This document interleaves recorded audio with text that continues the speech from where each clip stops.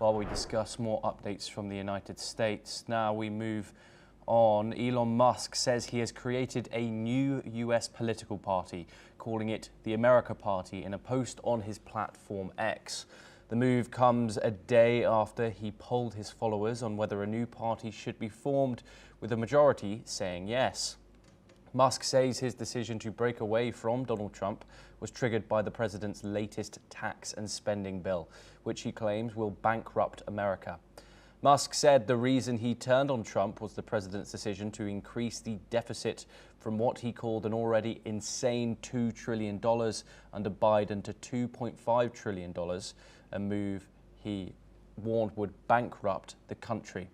He further added that he would use extremely concentrated force to disrupt the current two-party system. There has been no immediate response from Trump or the White House to this. We're once again joined by Spencer Critchley to discuss this in further. Spencer, how serious is this announcement from Elon Musk, the richest man in the world, the owner of X, SpaceX, Tesla? Could the America Party really disrupt the entrenched two-party system in the United States? It's hard to take it too seriously, given Elon Musk's demonstration that his understanding of politics is really incredibly shallow and in many ways naive. It's a chronic problem with people who are extremely successful in one domain, that they conclude that they're therefore brilliant in every field of human endeavor, and all they have to do is turn their brilliant minds to a problem and they can solve problems that have stymied lesser minds for many years. And Musk should have learned by now from his experiences in Washington, where he kept running into the reality that he knows almost nothing about politics and nothing about the function of government. And he had one failure after another as he dabbled in it. Simply being rich doesn't mean that he's going to be able to create a new political party from scratch, which is something that's normally done over a very long period of time, and whether, at least in terms of parties that have any lifetime whatsoever. There have been any number of parties that were created and then quickly disappeared, because really you need political support for a political party, and it's not a simple matter to create broad-based political support. Spencer, just quickly before we finish, what do you think Elon Musk's aims have been, both here and his previous involvement in politics? We obviously know that he himself could not be president of the United States since he was not born in America. We've also seen him lose business interests.